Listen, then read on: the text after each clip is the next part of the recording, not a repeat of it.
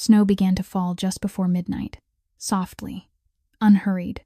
Chicago sank into its holiday lights and its cold veil of mist, quieter than usual.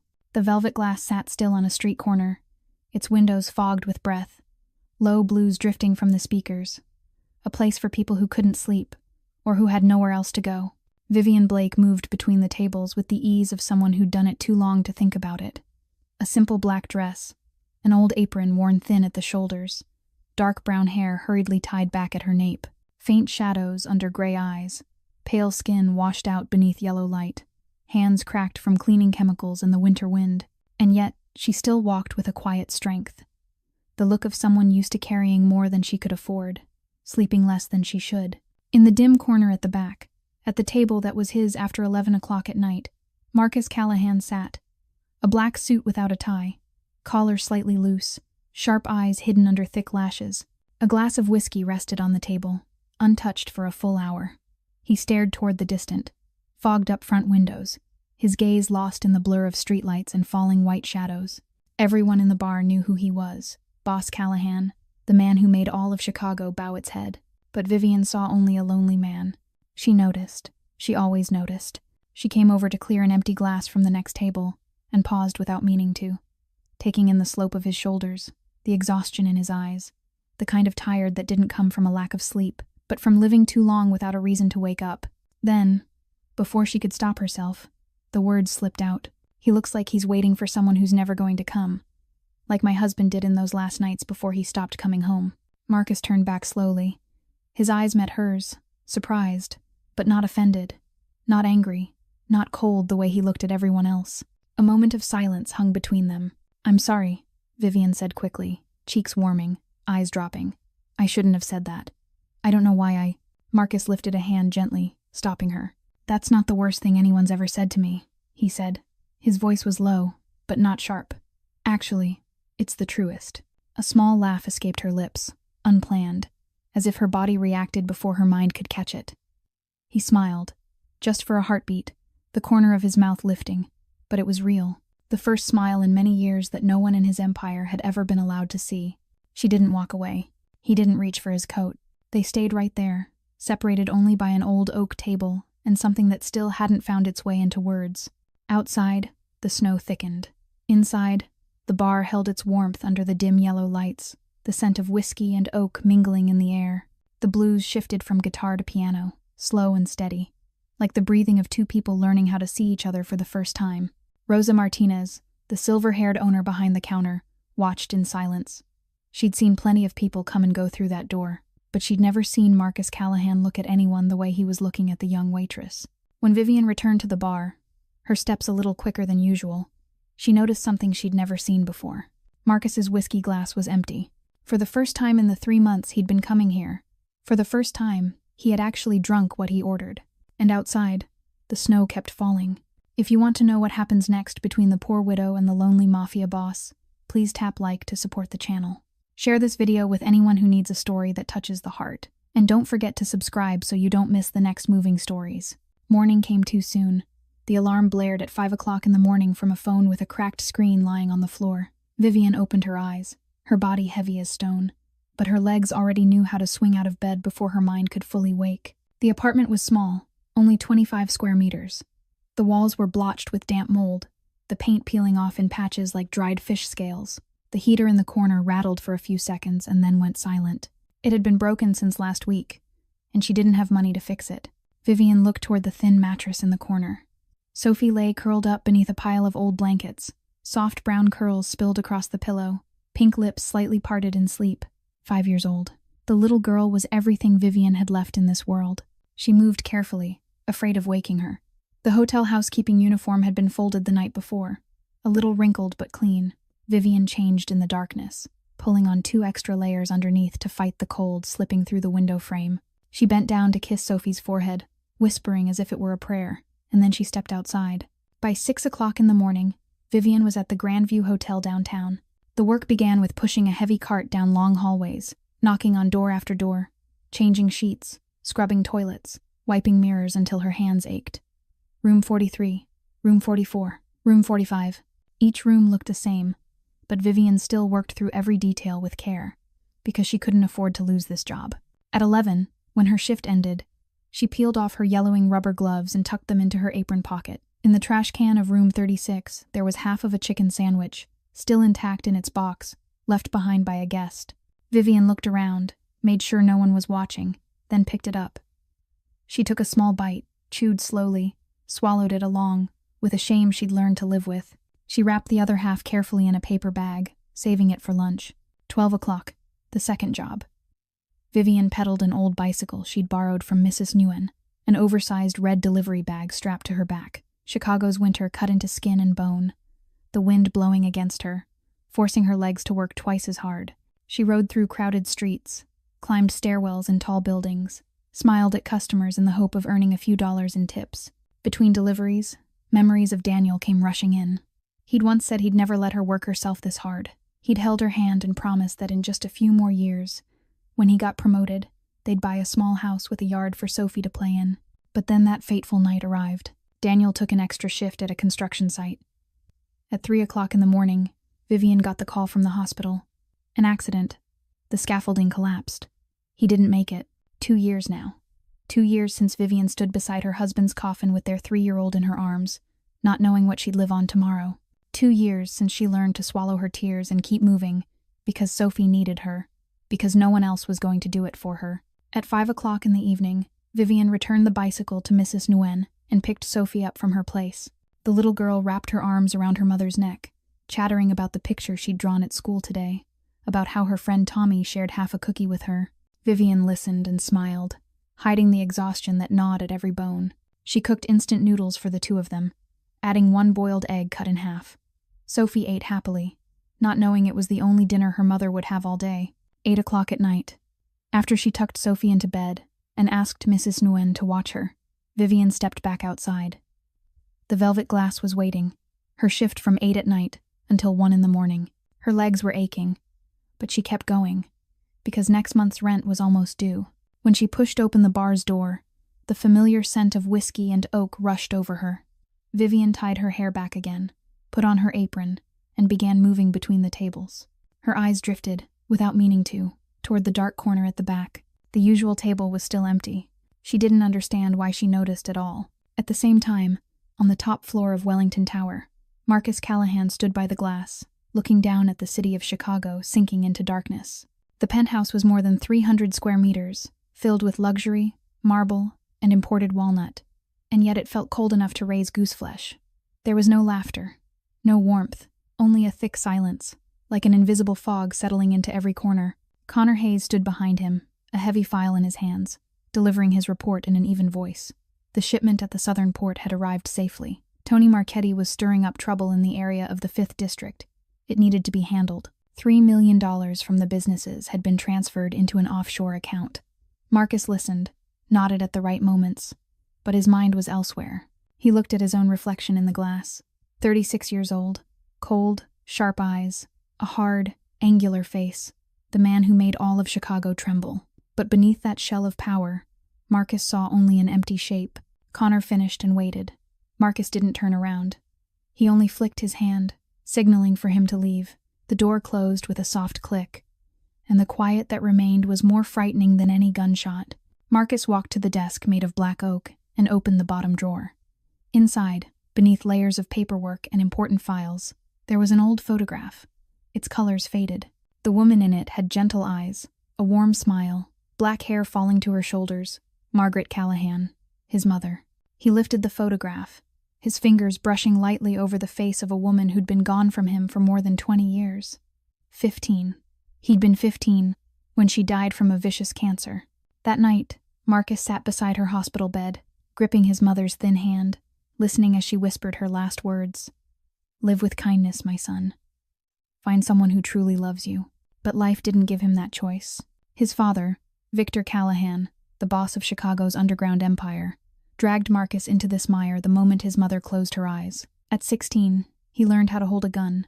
At 18, he watched the first person die in front of him. At 25, when his father was assassinated by rivals, Marcus inherited the throne with blood and iron, not because he wanted it, because there was no way back. 11 years sitting at the top of the pyramid of power, building an empire 3 times larger than his father's. 11 years living surrounded by other people's fear and reverence, with no one truly beside him. No one dared come close. No one saw the real man behind the name, Marcus Callahan.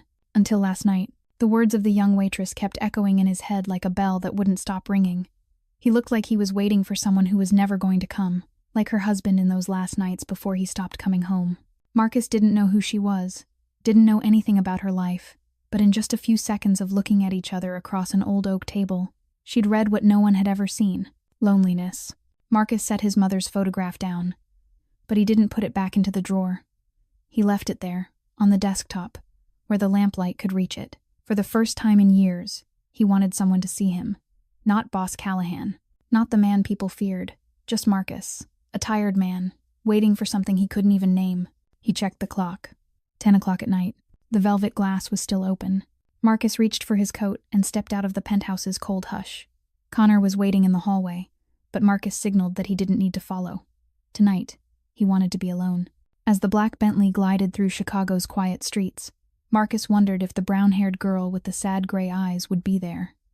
And if she was, whether she would look at him the way she had last night, without fear, without calculation, just looking, as if he, too, were an ordinary human being. Snow began to fall when he stopped the car in front of the bar. Through the glass door fogged with breath, he saw the familiar figure moving between the tables.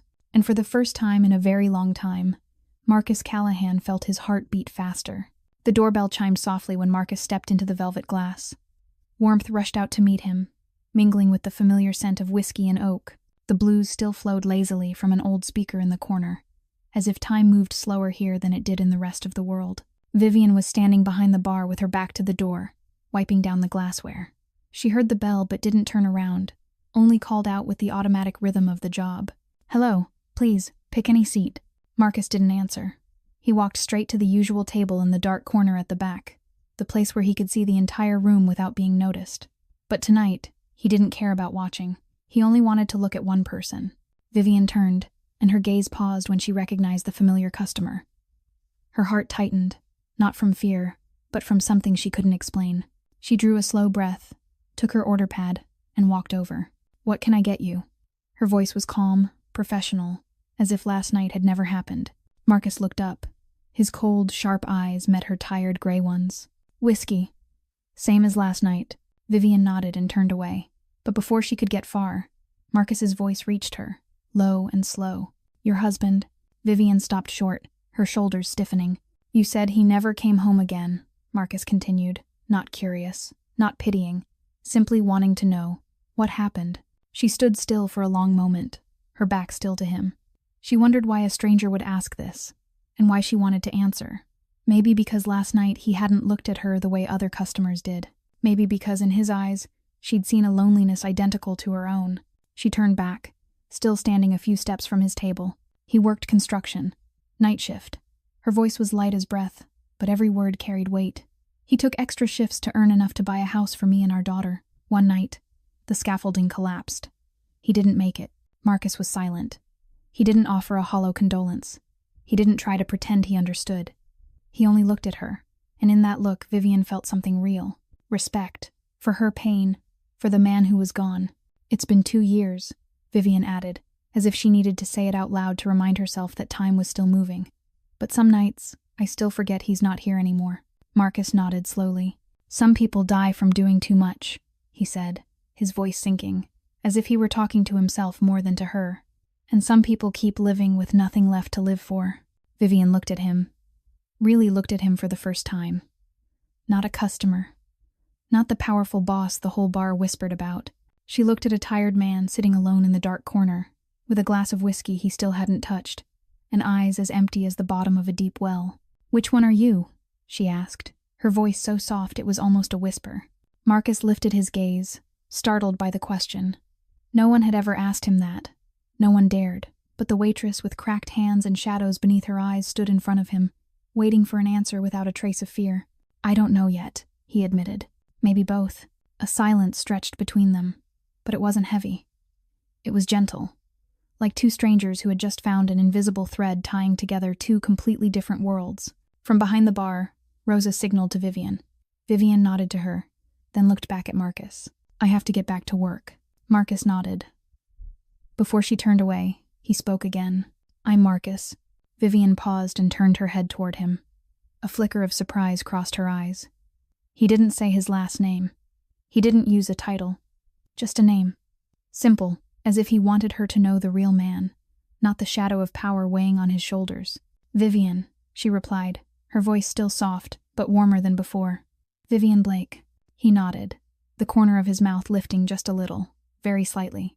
But it was real. She turned and walked back toward the bar. But on her lips, for the first time in a long time, there was a smile she didn't try to hide. And that night, when Marcus left the bar near midnight, the whiskey in his glass was gone. Another week passed. For 7 consecutive nights following their first conversation, Marcus returned to his usual table in the back corner, ordered a whiskey, and watched Vivian move between the tables. They didn't talk much, just brief greetings, quick glances, smiles thin as mist. But something was changing. An invisible thread was tightening, drawing 2 strangers closer. Little by little, on the 8th night, when Marcus stepped into the bar, he noticed the difference immediately. Beside the counter, on a tall stool, a little girl was sitting, light brown hair and soft curls, wide eyes, her legs swinging because they couldn't reach the floor. In front of her was a box of crayons and a stack of blank paper. Vivian was speaking with Rosa at the end of the bar, her face more worried than usual. Marcus caught a few words drifting over. Mrs. Nguyen, high fever, no one to watch her. He understood at once. The babysitter was sick, and Vivian had no choice but to bring her daughter to work. Rosa nodded and patted Vivian's shoulder, as if to steady her. Vivian went back to work, but her eyes kept flicking toward her child, as if afraid the little girl might disappear if she didn't keep looking. Marcus sat down at his usual table. He ordered whiskey as always, but his gaze kept drifting, without meaning to the brown-haired child bent over her drawing. There was something about her he couldn't look away from. Maybe it was the serious concentration on that young face. Maybe it was the way she bit her lip while choosing a crayon. Maybe it was because she had the same eyes as her mother. Sophie lifted her head, as if she could feel someone watching. Her eyes met Marcus's. He looked away quickly, but it was too late. The little girl slid down from the stool, carrying her half-finished drawing, and walked toward his table with the strange confidence of a 5-year-old who didn't yet know to fear the world. Vivian saw her daughter heading straight for Marcus, and her heart tightened. She started to rush over and pull Sophie back, but Rosa caught her hand and shook her head gently. Let's see. Sophie stopped in front of Marcus's table and looked up at him with wide eyes. Not a trace of hesitation. Are you Mommy's friend? Marcus blinked, caught off guard by the blunt question. He wasn't used to talking to children. In his world, there wasn't room for innocence, but this little girl stood in front of him, waiting with a patience that didn't make sense for someone so small. Yeah, he said, his voice softer than usual. I guess I am. Sophie nodded, as if the answer satisfied her completely. Then she tilted her head and studied him for a long moment with clear, unguarded eyes. Are you sad? Marcus went still. The simple question cut through every layer of armor he'd built over the years. No one asked him that. No one dared. But this 5-year-old, holding crayons and looking at him without fear, had asked what the whole world refused to say out loud. Why do you ask? He managed, his voice a little rough. Sophie shrugged. Because your eyes look like Mommy's eyes when Mommy cries. Mommy cries a lot when she thinks I'm asleep. But I know. Marcus swallowed hard. He looked at the child, then toward Vivian at the bar, her face tight with worry. That woman carried burdens no one ever saw, and her little daughter had learned to recognize pain long before she was old enough to understand it. Sophie didn't wait for his answer. She set the drawing down on the table and pushed it toward Marcus. I made this for you, she said, proud. So you won't be sad. Marcus looked down at the picture. The white paper was filled with messy crayon strokes, clumsy but overflowing with feeling. A small house with a red roof, a brown-haired woman holding hands with a curly-haired little girl. Beside them was an empty space, and in the sky, between white clouds, there was a man with angel wings. Next to it, Sophie had written in shaky block letters, the spelling wrong, all in capitals. Daddy is in heaven. This is Mommy, Sophie said, pointing to the woman. This is me. And this is Daddy. Daddy's in heaven now, but Daddy still looks at us every day. Mommy says so. Marcus lifted the drawing, his hand trembling slightly. His eyes went to the empty space beside the mother and child, where a man should have been standing. What's this part? He asked, pointing to the blank space. Sophie lowered her head, her voice smaller. That's the place for the person who will make Mommy smile. Mommy hasn't smiled in a long time. Marcus looked up and saw Vivian behind the bar, gray eyes fixed on them, worry mixed with something he couldn't name. He looked back at the drawing, then at the little girl standing in front of him. "Thank you," he said, low and sincere. "I'm going to keep it." Sophie beamed, revealing a missing baby tooth in her lower jaw. Then she ran back to her mother, as if she'd just completed something important. Marcus folded the drawing carefully, each crease neat, as if it were a valuable document. Then he slipped it into his inside pocket, right against the left side of his chest, where his heart was beating faster than it had in a very long time. 3 days after the night Sophie gave Marcus the drawing, Vivian was riding her bike downtown, making a food delivery. The cold cut into her skin, her breath turning into thin white smoke that vanished fast in the air. She stopped in front of a tall office building, checked the address on her phone, then lifted her head. At that exact moment, the building's glass doors opened. Marcus stepped out, black suit perfectly set, his walk carrying pure authority. But that wasn't what rooted Vivian to the spot. It was the two men tight at his sides, tall, faces hard as stone. And when the wind snapped one man's coat aside, Vivian saw it clearly. A black gun resting in a holster at his hip. She took a step back, survival instinct kicking in, her heart racing out of control. Marcus hadn't seen her yet. He was saying something to one of his guards, his face severe, his eyes sharp and cold. Nothing like the man who sat quietly in the bar every night. A glossy black Bentley waited at the curb. The driver hurried to open the rear door. Marcus got in, the door closed, and the car glided away like a ghost. Vivian stood there, legs trembling, hands gripping the handlebars so tightly her knuckles went white. She tried to breathe, tried to steady herself, but the image of that gun kept replaying in her mind. That night, after Sophie was fast asleep, Vivian sat on the cold floor with her cracked screen phone in her hand. She typed 2 simple words into the search bar: Marcus Callahan. The results hit like a tidal wave. Hundreds of articles, photos, headlines: the Chicago Mafia boss, heir to Victor Callahan's underground empire, a suspect in countless cases, never once charged, the man who made the entire city tremble. Vivian scrolled through page after page, eyes wide in the dark.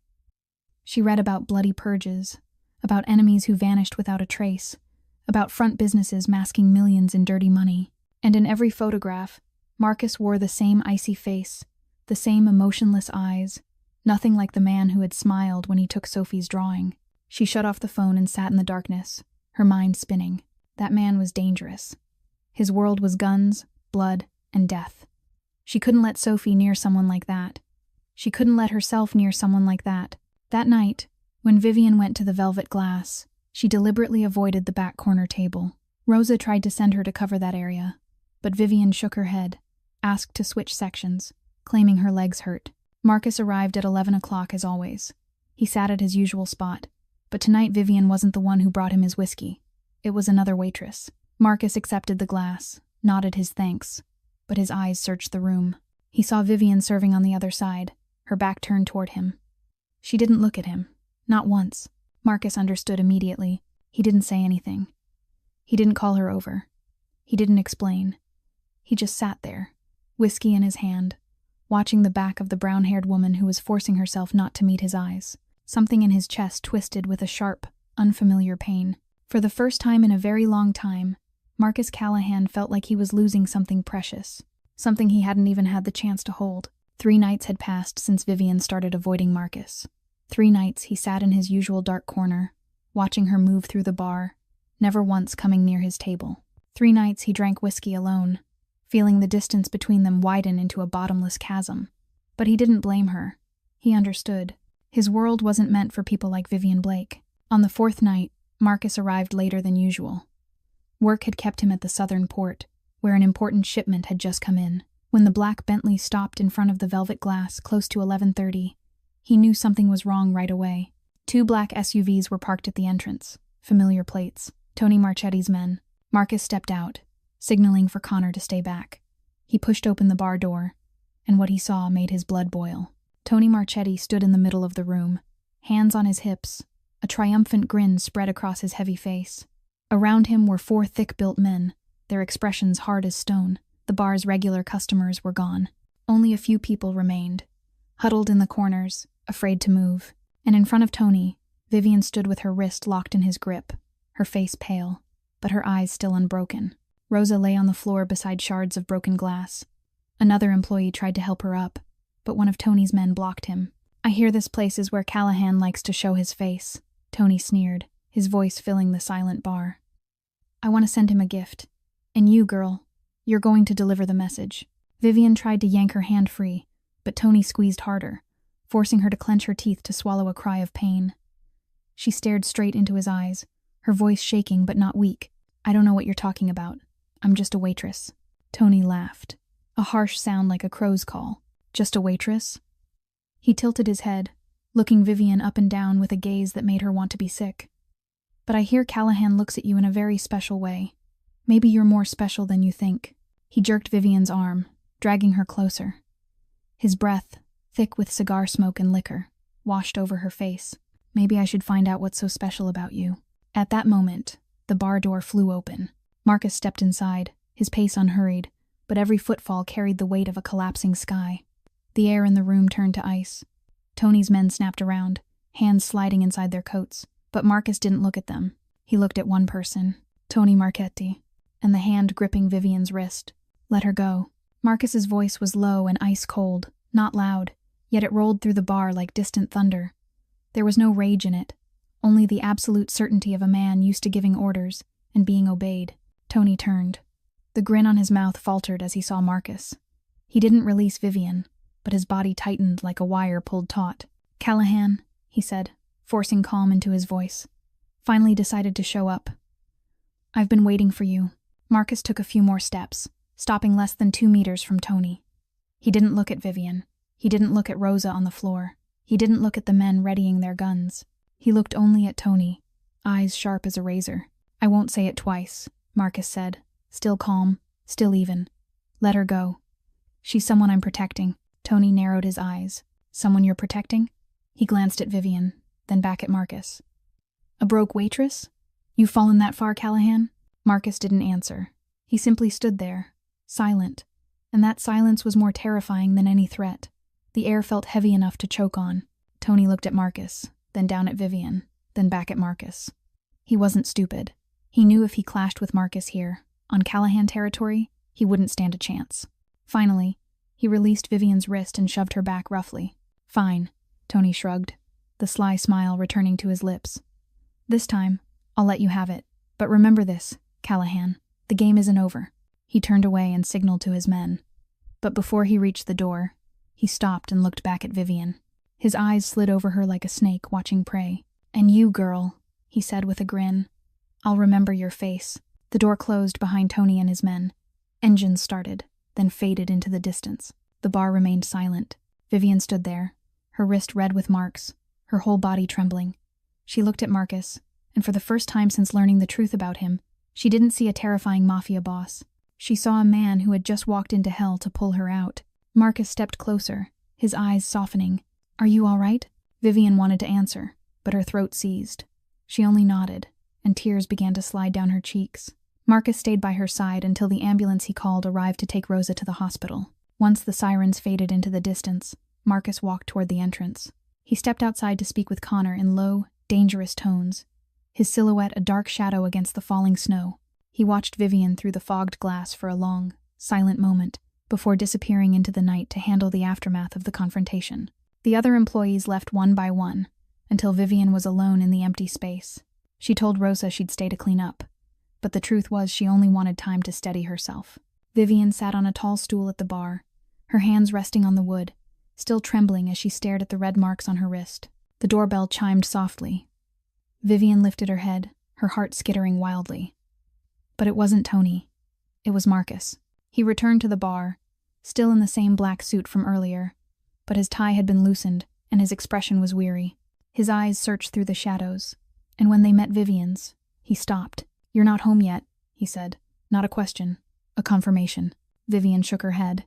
"I'm cleaning up." Marcus looked around. The bar was still a mess of shattered glass and overturned chairs, but Vivian was sitting still, not cleaning anything. He didn't comment. He only walked over, pulled out a chair, and sat down a few steps away from her. Silence stretched between them. The wall clock ticked steadily. Outside, Chicago lay sunk in darkness, and snow still drifted past the fogged window. "Are you afraid of me?" Marcus's question broke the quiet, low and deep, as if he'd been holding it inside for days and couldn't hold it any longer. Vivian looked at him. Her gray eyes met his sharp ones, but tonight, beneath the bar's dim light, those eyes weren't cold anymore. They were tired. They were waiting. They were afraid of the answer she was about to give. She drew a slow breath. "I'm afraid of your world," she said carefully, each word weighed. "Guns, enemies, men like Tony Marchetti." Her gaze dropped to the bruises on her wrist. "I'm afraid of that world." Marcus didn't speak. He only waited. "But I'm not afraid of you." Vivian lifted her eyes again, meeting his. "I don't know why. Maybe I should be afraid. But when you look at me, I don't see the mafia boss the whole city trembles over. I only see a lonely man, drinking whiskey by himself every night." Marcus watched her, and something shifted in his eyes. As if a door that had been bolted shut for years had opened a narrow crack. "My mother used to say something like that," he said, so softly Vivian had to lean in to catch it. "She said behind my father's cold face was a man who was afraid of losing what he loved. So he built walls higher, thicker, until no one could touch him anymore." Vivian listened without interrupting. "My mother died when I was 15, Marcus continued, staring into the empty air as if he were looking into a distant past. "Cancer. She held my hand in that hospital bed and told me to live with kindness, to find someone who truly loved me." He paused, swallowing hard. "But after she was gone, my father pulled me into this world, and there was no way out." He looked at Vivian, and in his eyes was pain he'd buried too long. "I built walls like my father did. So high I forgot what it felt like for someone to truly see me." Vivian felt her chest tighten. She understood that feeling. She understood it too well. "Daniel was the same," she said, her voice thin as breath. "He built walls out of work, day and night, never letting himself rest. He said he was doing it for me and Sophie. But really, he was afraid. Afraid he wasn't enough. Afraid he couldn't take care of us." Tears gathered at the corners of her eyes. And then one night, he fell from the scaffolding. The wall he built buried him. Marcus looked at her, and he didn't offer an empty comfort. He only reached into the inside pocket of his jacket, took out a white handkerchief, and set it gently on the bar in front of her. Vivian picked it up and wiped her tears. The warmth from his chest still lingered in the cloth. "Why do you still come here every night?" she asked, her voice rough. "You could go anywhere. Places more elegant. Places that match your position." Marcus was quiet for a long time. "Because you're here." The answer was simple, direct, with nothing hidden. Vivian looked up and met his eyes. In those sharp eyes, she saw something she doubted anyone else had ever been allowed to see. Sincerity, hunger, and a loneliness as deep as a bottomless void. "I know you're afraid of my world," Marcus said, slow and low. "I don't blame you. I'm afraid of that world too. But if you need me, I'm here." He stood, pushing the chair back into place. "Not because I want something from you," he added, looking at her one last time before turning away. "But because for the first time in a long time, someone saw me." The bar door closed behind him. Vivian sat there, the handkerchief still in her palm, the faint scent of sandalwood rising from it. Outside, the snow kept falling, and inside her, a wall was beginning to crack. Sunday was Vivian's only day off each week. No hotel rooms to clean, no food deliveries, no bar shift. Just her and Sophie, mother and daughter, wrapped up in each other inside the small apartment, with the heater still unfixed. That morning, Vivian woke later than usual. Weak winter sunlight slipped through a gap in the old curtains and fell across Sophie's sleepy face, curled up beside her. Vivian lay still for a while, listening to her daughter's steady breathing, holding on to this rare pocket of peace. Her conversation with Marcus the night before still echoed in her mind. His low, honest voice when he talked about his mother. The look in his eyes when he said it was because she was here, and the last thing he'd said before he walked out the door. "If you need me, I'm here." Vivian didn't know what she was supposed to feel. Fear, gratitude, or something else she didn't dare name.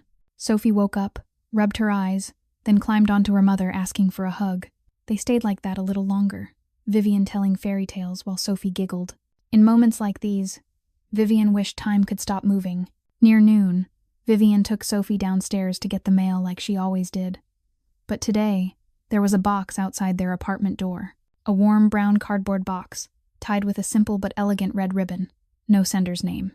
Vivian looked down the empty hallway and saw no one. She bent, lifted the box, and felt a gentle warmth still rising from inside. "Mommy, it's a present," Sophie squealed, eyes bright as stars. "Is it mine?" Vivian smiled and carried the box inside. They sat on the floor, and she carefully untied the ribbon. Inside, nestled neatly in white tissue paper, were 2 waffles still warm, the scent of butter and vanilla blooming through the room. Beside them were 2 packets of Godiva hot chocolate, the kind Vivian only ever allowed herself to stare at through a shop window when she walked past. And at the bottom, folded with care, were 2 pairs of knit gloves, 1 gray pair in an adult size, 1 tiny pink pair. "New gloves!" Sophie shouted with delight, snatching the pink ones and pulling them on right away, even though they were still inside. "Mommy, look, they fit perfect." Vivian lifted the gray gloves, her fingers brushing the soft knit. Someone had chosen the size for both of them. Someone had known her hands went numb with cold every time she pedaled through deliveries. Then she saw the small note at the bottom of the box. The handwriting was slanted, sharp, but tidy, so your hands won't be so cold when you work, and so Sophie won't have to worry about Mommy getting cracked skin again. Signed, M. Vivian read the lines again and again, her fingers trembling slightly. She remembered the night Sophie had given Marcus the drawing, how the little girl had told him Mommy's hands were always cold, red with chapping. Vivian had thought Marcus didn't pay attention, but he had heard, he had remembered.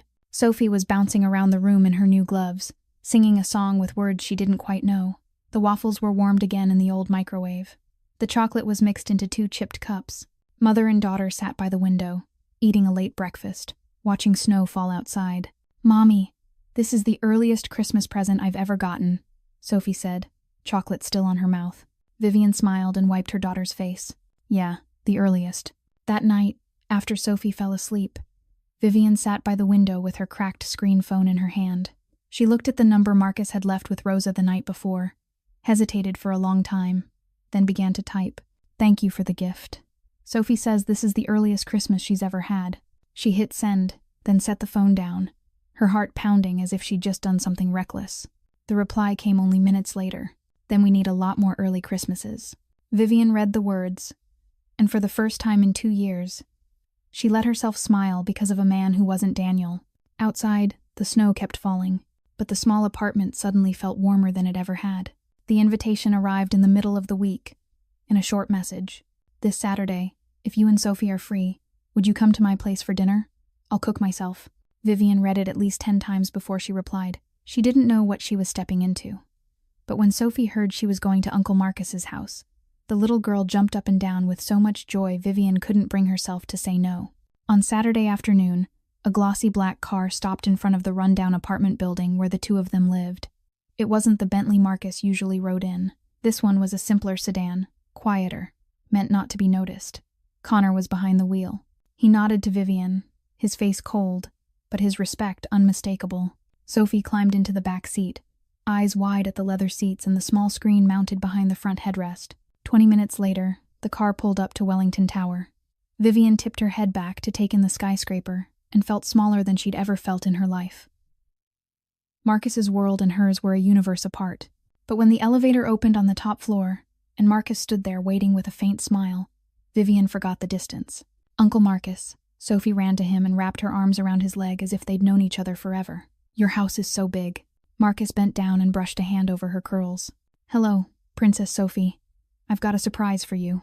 Sophie's eyes lit up. "What surprise?" Marcus led them into the penthouse.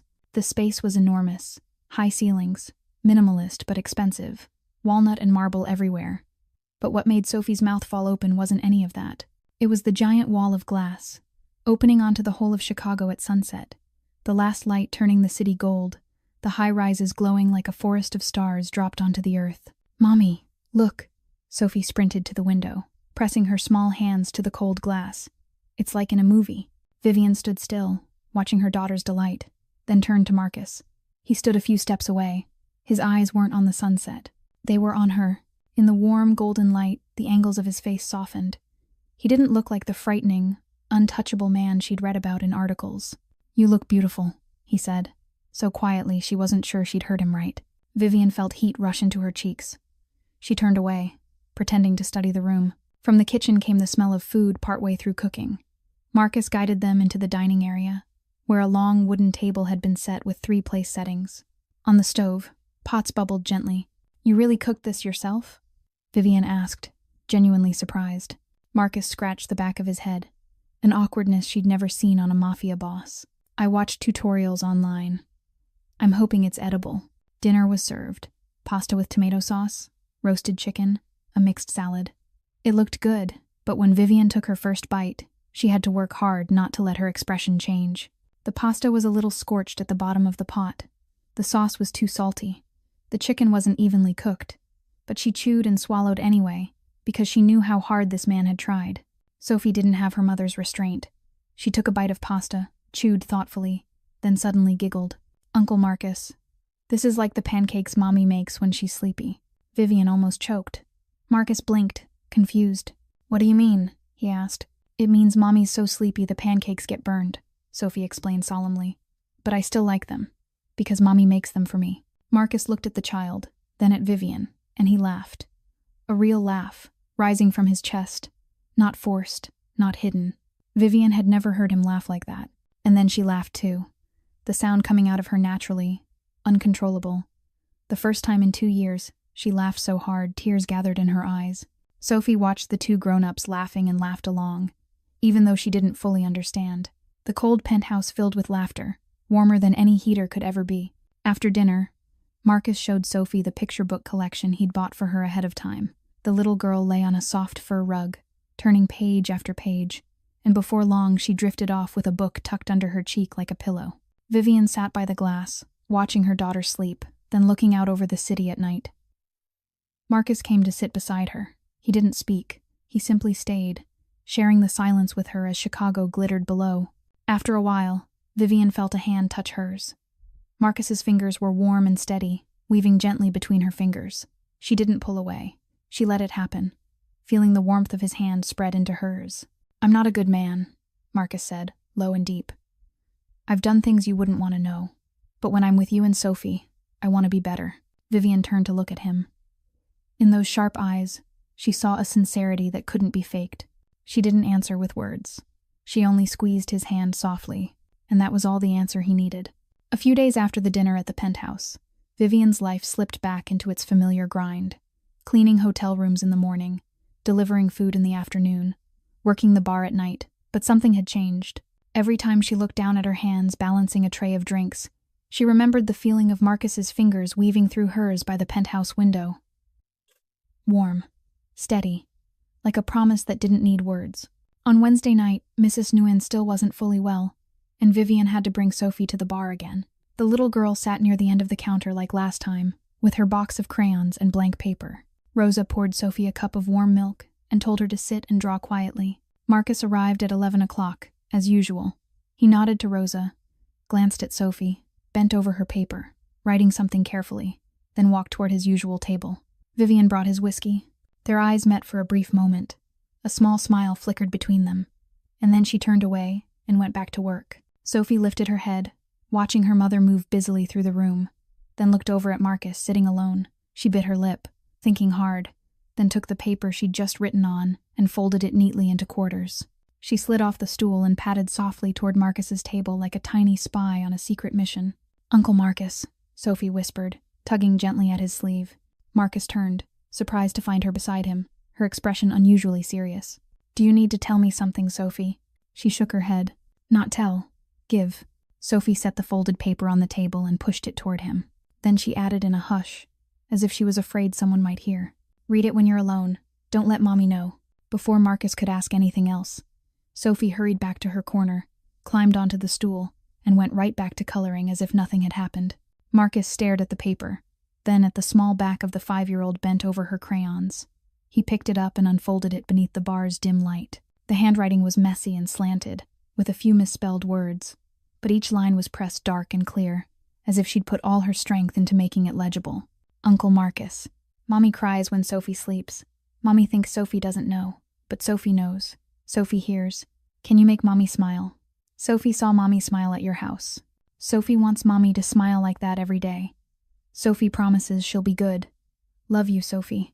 Marcus read the little note again and again, his fingers trembling slightly over the childish letters. This 5-year-old, with clear eyes and a heart too large for her small body, was carrying a worry no child should ever have to carry. She had heard her mother cry night after night. She had stayed silent and pretended to sleep so her mother wouldn't feel ashamed. and now she was asking him, a mafia boss, to do what she couldn't do herself. Make mommy smile. Marcus folded the paper back along the same creases Sophie had made and slipped it into the inside pocket of his jacket, right beside the crayon drawing she'd given him the week before. 2 gifts from a child. Simple, honest, and heavier than anything he'd ever owned in his life. He looked across the bar at Vivian working, her face tired, but still forcing on a professional smile. He looked down at her hands, still cracked even with the new knit gloves. He looked at her back, thin and fragile under her white blouse. This woman was carrying her life on 3 jobs, raising her child alone, and crying every night when she thought her daughter was asleep. Marcus stood, left money on the table, twice what he usually left. He didn't go to Vivian. He didn't say goodbye. He just walked out, got into the car, and called Connor. I need you to do a few things, Marcus said, his voice even but firm. Find a good apartment, a safe area, close to a good school for kids. Register it under a housing support program for single mothers. Don't let my name show. Connor was silent as he took it in. And a job, Marcus continued. Administrative assistant, or office work, at a charity or a nonprofit. Stable hours, suitable for someone with a small child. Pay that lets her live with dignity. Set it up so she gets an interview, but she has to earn it on her own ability. Understood, boss, Connor said. Anything else? Marcus looked out through the car window. Snow was falling softly outside. Add a welcome basket, too, with a box of hot chocolate and waffles, he said, his voice softening. She and the kid like those. That night, the snow fell heavier than any other night of the winter. Chicago vanished beneath a whiteout, wind screaming through the streets like winter itself was grieving. The velvet glass was packed wall to wall, people crowding in for shelter from the skin cutting cold outside. Rosa and Vivian hurried from table to table, barely able to breathe. Sophie sat at the end of the bar like she always did, drawing and sipping warm milk. Mrs. Nguyen still wasn't fully recovered, and Vivian had no other choice. Every time Vivian passed, she glanced at her daughter, saw her coloring quietly, and forced herself to turn back to work. Marcus hadn't arrived yet. He'd texted Vivian that afternoon, saying he had business at the southern port and would be later than usual. Vivian didn't pay attention to his absence. She was too busy with the crowd of customers demanding everything at once. 9 o'clock, 10 o'clock, 10:30. Vivian carried a tray of drinks past the bar and glanced toward the familiar corner. Sophie's stool was empty. The crayon box was still on the counter. The milk was half finished, but Sophie wasn't there. Vivian's heart went wild. She set the tray down and scanned the packed room. Sophie. Where's Sophie?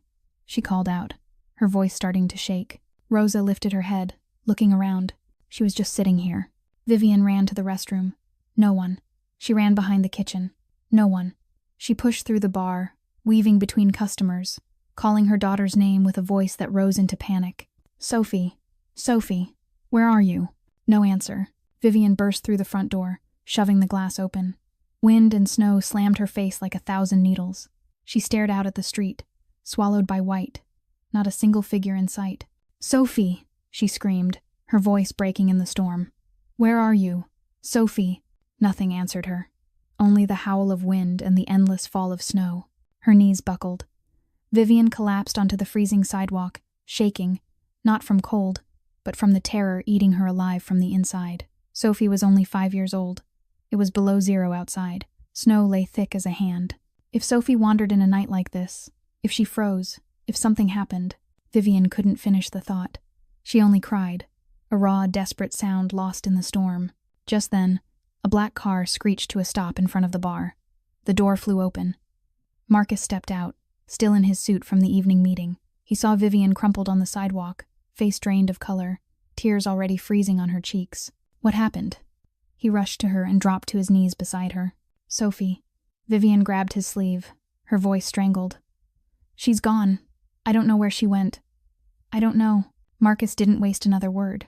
He stood, pulled off his coat, and wrapped it around Vivian's shoulders. Then he turned to Connor by the car.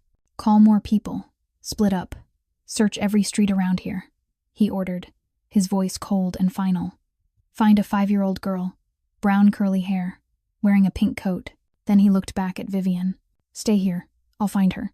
Without waiting for her answer, Marcus plunged into the white storm. He ran through street after street, shouting Sophie's name, his voice echoing into the night.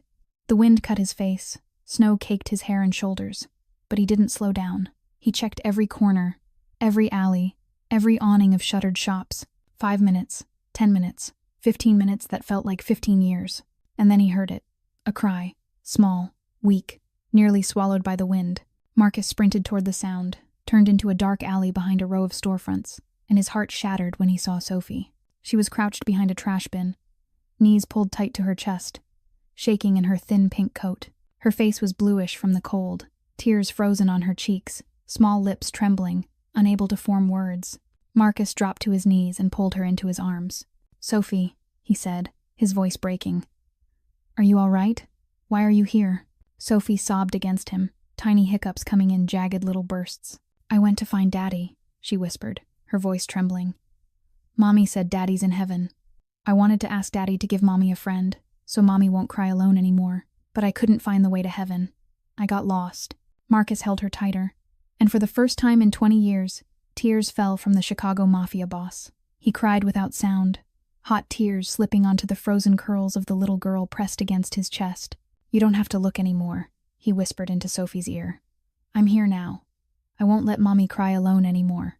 He lifted Sophie up, cradled her tight against his chest, and ran back through the storm toward the bar. Vivian was at the door, eyes red and swollen, shaking inside Marcus's coat.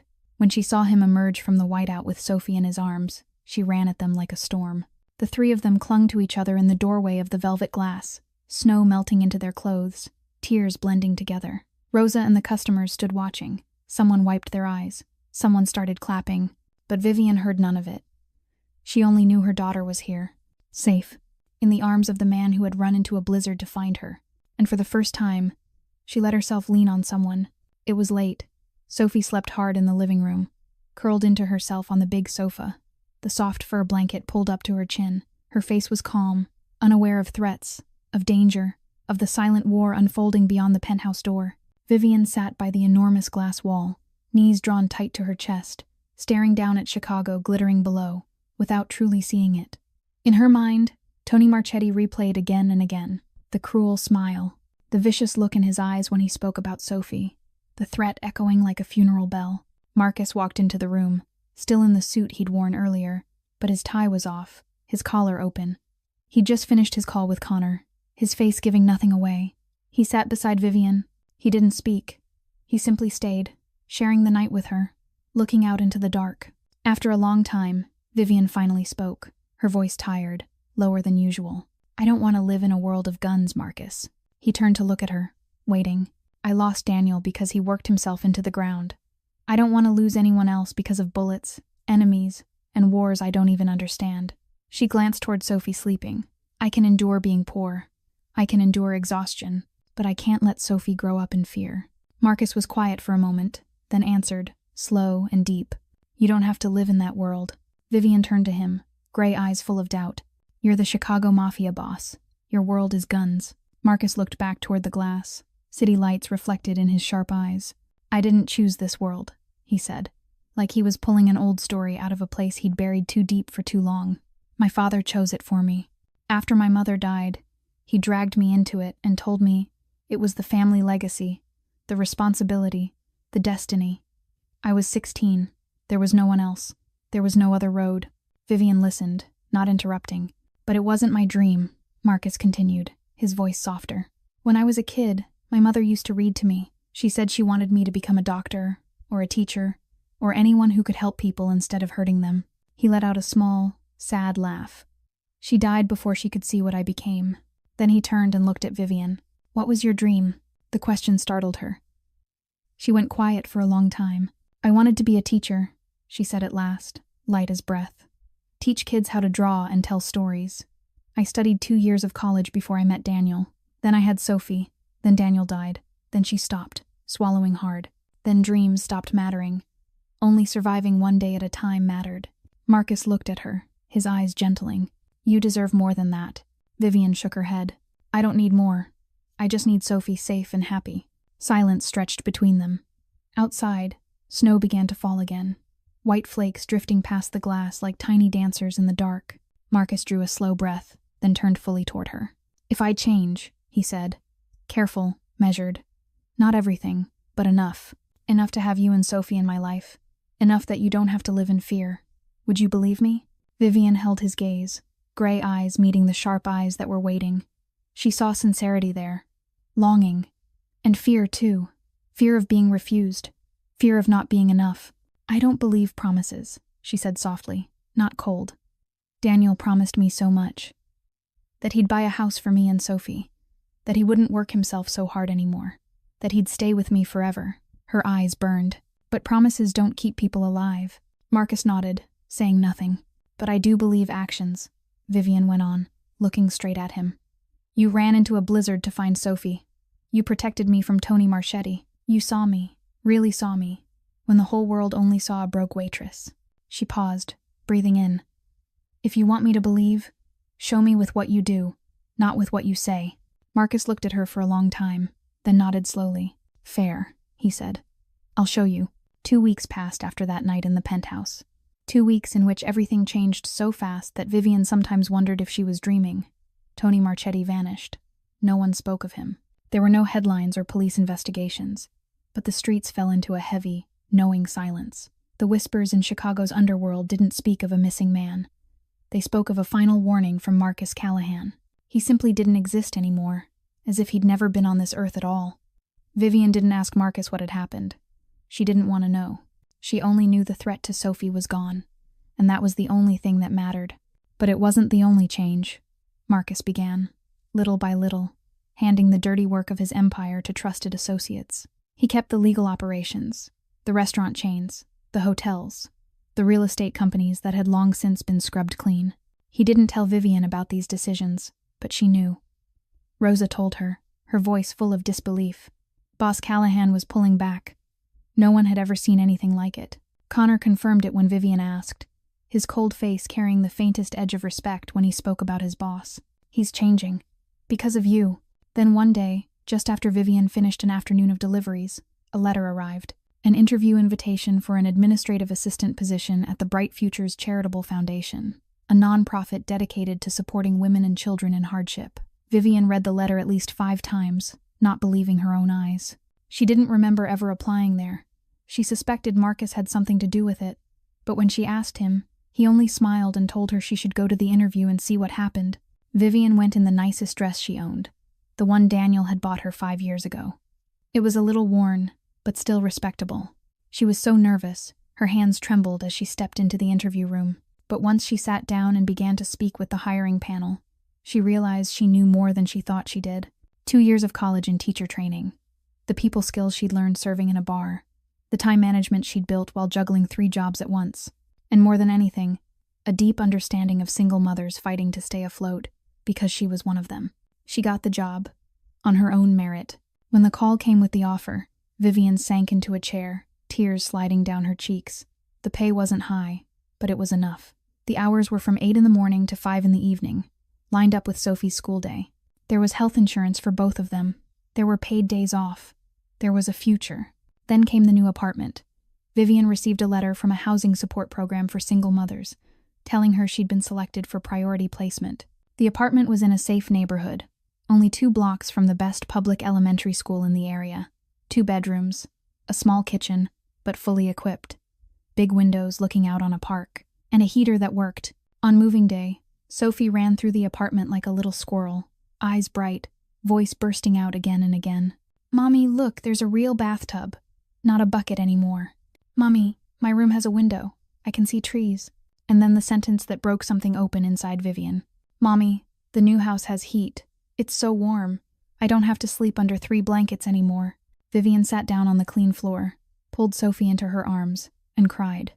Not the exhausted tears she used to spill alone at night when she thought her child was asleep. These were tears of happiness, tears from someone who'd walked through hell and finally saw light. Sophie hugged her mother, not understanding why she was crying, but soothing her anyway with that tiny hand. "Don't cry, Mommy," Sophie whispered. "Uncle Marcus said he wouldn't let you cry alone anymore." Vivian held her tighter, and for the first time in 2 years, she let herself believe that everything was going to be all right. On Christmas Eve night, Marcus Callahan's penthouse wore holiday clothes for the first time. A small tree stood by the glass wall, decorated with strands of warm yellow lights and red and silver ornaments. It wasn't the kind of lavish display people imagined in a mafia boss's home. It was warm, simple. as if the one who decorated it had tried with everything he had to build a family space he'd never truly had. Marcus had asked Rosa for help. The bar owner giggled when he awkwardly asked what to buy, what to hang, what went where. Boss Callahan, the man who made all of Chicago afraid, didn't know how to string up Christmas lights. Rosa spent the entire afternoon helping him turn the cold penthouse into a small nest of warmth, where cinnamon and orange drifted faintly through the air, where candlelight shimmered on the dining table, where soft Christmas music played from the speakers. Vivian and Sophie arrived at 6 o'clock in the evening. When the elevator doors opened, Sophie froze in place, mouth open, wide eyes catching the sparkle of the tree lights. "Mommy, look," she whispered, stunned. "It's like in a movie." Vivian was just as surprised. She looked around the penthouse, at the decorations placed with care, at the table set for 3, at Marcus standing by the tree with a small smile on his lips. And she understood. He'd done all of this for her and Sophie. A man who hadn't had a real Christmas since his mother died had tried to create a perfect Christmas for Sophie. Dinner was warm and close: roast turkey, mashed potatoes, and apple pie. Marcus didn't cook this time. He admitted he'd ordered it from a restaurant because he didn't want to ruin Sophie's Christmas with his disastrous cooking. Sophie giggled. Vivian laughed with her, and the penthouse filled with laughter like it never had before. After dinner, Sophie was allowed to open her gifts. She sat under the tree, trembling with excitement as she stared at 2 boxes wrapped in red paper with gold bows. Marcus sat beside Vivian on the sofa, the two of them watching as the child opened each gift. The first box held a blonde doll in a blue princess dress. Sophie squealed and hugged it tight, as if afraid it might vanish. Vivian remembered the times they'd passed toy store windows. Sophie pressed to the glass, staring at that same doll for 10 long minutes, then walking on quietly when she knew her mother didn't have money. She'd never asked, never complained, only accepted. The second box was a professional art set: 60 crayons, 30 paintbrushes, 20 colored pencils, and a thick stack of drawing paper. Sophie's eyes shone like stars as she opened it, tiny fingers brushing each pencil like she was touching treasure. "I'm going to draw the prettiest pictures for Uncle Marcus," Sophie announced, dead serious. "And for Mommy too. And hang them all over our new home." Marcus smiled, but his eyes were on Vivian, and she understood. Tonight wasn't over. After Sophie fell asleep on the sofa with the doll still in her arms, Marcus led Vivian to the window. Chicago glittered below them, snow drifting outside the glass like white sugar. They stood together in silence, shoulder to shoulder, warmth spreading between them. Then Marcus drew a small black velvet box from his inside pocket. Vivian stared at it, her heart hammering. "Marcus," she said, her voice trembling, "I told you." He stopped her by opening the box. Inside was a simple silver ring. No diamond, no gemstone, only a small V engraved neatly on the inside of the band. "This isn't a proposal," Marcus said, low and slow. "Not yet." Vivian looked at him, waiting. "This is a promise," he continued, the sharpness in his eyes now softened into something she'd never seen before. "A promise that I'll be here, not behind you, protecting you like a guard, not in front of you, leading you like a benefactor, but beside you, equal, as a partner." He took her hand and slipped the ring onto the ring finger of her right hand, gentle and steady. "When you're ready, if you're ready, I'll ask you the real question," he said. "But for now, I just want you to know I'm not going anywhere." Vivian looked at the ring, then up at Marcus's face. In the warm golden light of Christmas Eve, she saw the man who had changed because of her. The man who ran into a blizzard to find Sophie. The man who gave up part of his empire so she wouldn't have to live in fear. The man who gave her and her daughter a Christmas she never dared to dream of. "I believe you," she whispered. Then she leaned toward him, and their lips met, gently, slowly, like two people who had waited too long for this moment and didn't want it to end. Their first kiss, on Christmas Eve, in a penthouse glowing with warm lights, while snow fell outside and Sophie slept with her doll in her arms. And Vivian knew. This was the beginning of a new life. On Christmas morning, weak winter sunlight slipped through the curtains of the new apartment, laying pale gold streaks across the clean wooden floor. Vivian woke with a warmth she'd forgotten existed. The heater hummed softly in the corner. Sophie was still asleep beside her, arms wrapped tightly around the blonde doll Marcus had given her the night before. The child's lips curved upward as she dreamed. Vivian lay still, watching her daughter, then glanced down at the silver ring on her ring finger, a small V engraved on the inside of the band. Marcus's promise. She could still taste the memory of last night's kiss on her mouth, gentle and slow, as if he wanted to press every second into her mind. Sophie stirred, rubbed her eyes, then opened them. Her wide eyes found her mother beside her, and a bright smile bloomed across her face. "Merry Christmas, Mommy." "Merry Christmas, sweetheart." Vivian smiled, kissing her daughter's forehead. Sophie sat up, hugging the doll to her chest, then tilted her head at her mother with a seriousness that looked strange on a 5-year-old. "Mommy," she said softly. "Yes, baby?" "Your eyes are different now." Vivian blinked, startled. "Different how?" Sophie tilted her head the other way, studying Vivian like an artist studying a painting. Before, Mommy's eyes were very sad, like the sky when it rains, gray and heavy. But now, she paused, searching for the word. "Now your eyes have light, like there's a star inside." Vivian felt her eyes burn. Her 5-year-old, a child who'd learned to read her mother's pain far too early, was seeing something new. Sophie went quiet for a moment, small fingers smoothing the doll's hair. Then she looked up and asked, in a voice so serious Vivian almost laughed, "Mommy, is Uncle Marcus my new daddy?" The question hung in the air. Vivian looked at her daughter, chest tightening. She didn't know how to answer. Daniel was Sophie's father. He always would be. But Marcus, would you want that? Vivian asked gently. Sophie thought for a long time, face solemn as if she were weighing something enormous. "He's not like Daddy," she said slowly. "Daddy used to sing to me. Uncle Marcus doesn't sing. Daddy used to carry me on his shoulders. Uncle Marcus hasn't carried me yet." Vivian nodded, listening. "But," Sophie went on, her eyes brightening, "Uncle Marcus makes Mommy laugh. Mommy hasn't laughed like that in a long time. And he found me in the snow. It was so cold, but he still ran to find me." She paused, then nodded once, as if the decision had settled inside her. "So I think it's okay. If Mommy wants it, then I want it too."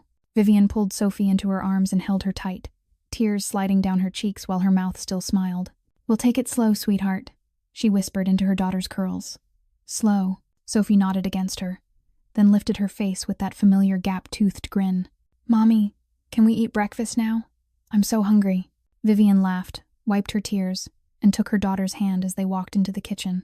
Outside the window, snow continued to drift on Christmas Day. But inside the warm little apartment, mother and daughter were beginning a new day with lighter hearts than they'd had in a very long time. A year had passed since that first Christmas Eve in the penthouse. A year of change, of small steps forward, of ordinary days filled with meaning. Vivian was now the official administrative assistant at the Bright Futures Charitable Foundation, loved by her co-workers and trusted by her supervisors. Sophie was 6, in first grade at the school near their new apartment, with friends, good teachers, and no longer falling asleep in the skin-cutting cold of a room with a broken heater. Marcus was still Marcus, but he wasn't the same. He was no longer Chicago's terrifying mafia boss. He had fully handed off the underground work, keeping only the legitimate businesses. He woke each morning now not to urgent calls from the port or purges that needed handling, but to Sophie's laughter through the phone and Vivian's warm voice wishing him a good day. Tonight was Christmas Eve, exactly 1 year after the night Marcus gave Vivian that silver ring with his promise. And like a circle drawn by fate, they returned to where everything had begun. The velvet glass still sat quiet on the familiar corner, its windows fogged with breath, its low blues humming through the speakers. Rosa Martinez stood behind the bar, her hair a little more silver now, but her smile still warm as ever. When she saw the 3 of them walk in, her face lit up, as if she were welcoming her own children home. "The Callahan family table," Rosa said, guiding them to the window-side table that was now always saved for them every Saturday night. Sophie skipped to the table, holding tight to a rolled-up sheet of paper. She'd grown so much in a year, longer hair, a full set of teeth now, but her eyes still shone with the same innocence and curiosity. "I have a present for Uncle Marcus and Mommy," she announced proudly. She unrolled the paper and smoothed it flat on the tabletop. It was a drawing made with the professional art set Marcus had given her last year. The lines were steadier now, the colors chosen with more care. A house with a bright red roof, big windows looking out on a garden of flowers. 3 people stood in front of it, holding hands, all of them smiling wide. A brown-haired woman, a curly-haired little girl, and a tall man in a suit. Above them, in the sky between white clouds, a small angel with wings smiled down. "That's Daddy in heaven," Sophie said, pointing to the angel. "Daddy's watching us. Daddy's happy because Mommy doesn't cry anymore." Vivian's eyes burned. She stared at the picture, at Daniel smiling from above, and she knew that wherever he was, he would want her to be happy. Marcus looked at the drawing, then at Sophie, then at Vivian. Something was in his eyes that she'd never seen before. Resolve. certainty, and a faint tremble she never would have believed a man who once made Chicago fear him could have. He stood up, and to Vivian's shock, he dropped to one knee on the bar floor. The entire room went quiet. Rosa stood behind the counter with a hand over her mouth. Regulars turned to stare. Sophie's mouth fell open, eyes wide. Marcus drew a red velvet box from his inside pocket. He opened it, revealing a small diamond ring that caught the bar's warm light and threw it back in sparks. "A year ago, I gave you a ring and told you it wasn't a proposal," Marcus said, his voice low, carrying through the silent room. "I said I'd show you with actions, not words. I've tried. Every day. I've tried to become a man worthy of you and Sophie." He looked straight into Vivian's eyes that had once been cold, now gentle, warm. "This time it's a real proposal, Vivian," he said. "Will you be my wife?" Before Vivian could even open her mouth, Sophie jumped straight up and shouted so loudly the whole bar heard her. "Say yes, Mommy. Say yes. I want Uncle Marcus to be my new daddy. Say yes." The room burst into laughter. Vivian laughed too, tears sliding down her cheeks while her mouth kept smiling. She looked at Marcus kneeling there, at Sophie bouncing beside him, at Rosa wiping her own eyes behind the bar. "Yes," Vivian said, her voice breaking but steady. "Yes, I will." Marcus stood, slipped the ring onto her finger, then pulled her into his arms. Sophie wedged herself between them, wrapping both of them tight. The three of them stood there, holding one another in the middle of the velvet glass, the place where, 1 year earlier, an exhausted young widow had blurted out to a lonely boss that he looked like her husband in those last nights before he was gone. The whole bar erupted into applause, whistles, congratulations, laughter ringing everywhere. Rosa brought out a bottle of champagne and declared that tonight everyone drank on the house to celebrate. Outside the fogged glass, snow began to fall. Softly, unhurried, just like the first night they met. But this time, the snow didn't feel cold anymore, because inside this small bar, there was the warmth of love, of family, of people who had found each other in the blizzard of life. And Vivian knew, at last, she had found home, not 4 walls or a roof, but the arms of the man holding her, and the laughter of her daughter dancing beside them. That was home. The story of Vivian, Marcus, and Sophie had come to a close, but the lessons it left behind still echoed on. This was a story about the strength of love and the power of endurance. Vivian had lived through her darkest days, working 3 jobs, raising her child alone, crying at night when she thought her daughter was asleep. But she never gave up. She kept walking. She kept fighting. She kept loving. And in the end, life gave her a reward she truly deserved. Marcus, too. The mafia boss who seemed to have no heart was, in truth, the man who hungered for love and connection more than anyone. He had the courage to change, to let go of unlawful power and money, to become the man worthy of a woman's love and a 5-year-old girl's trust. And Sophie, the little girl with her crayon drawings and a heart too big for her small body, taught all of us that a child's love is the purest love there is. She didn't need Marcus to be rich or powerful. She only needed someone who could make Mommy smile, and who was willing to run into a blizzard to find her when she got lost. Life can be harsh. We lose the people we love. We face poverty, loneliness, fear. But remember, after every bitter winter, there's always a warm spring. After every darkest night, there's dawn. And sometimes, the person who changes your life appears in the last place you'd ever expect. Maybe a small corner bar on a snowy night. If this story touched your heart, if you laughed, cried, and hoped alongside Vivian, Marcus, and Sophie, please subscribe to our channel, hit like, and share this video so more people can hear meaningful stories like this every day. We want to hear your thoughts. What did you think of this story? Have you ever lived through a moment that felt impossible to survive, only for life to bring you an unexpected miracle? Share with us in the comments below. We truly want to hear your stories, the feelings that come from deep in your hearts. We wish everyone watching this video strong health, a life filled with peace and joy in each day. Keep believing in love, believing in good things, and never give up hope no matter how hard life gets. Thank you for being with us in today's story. Goodbye, and we'll see you in the next video.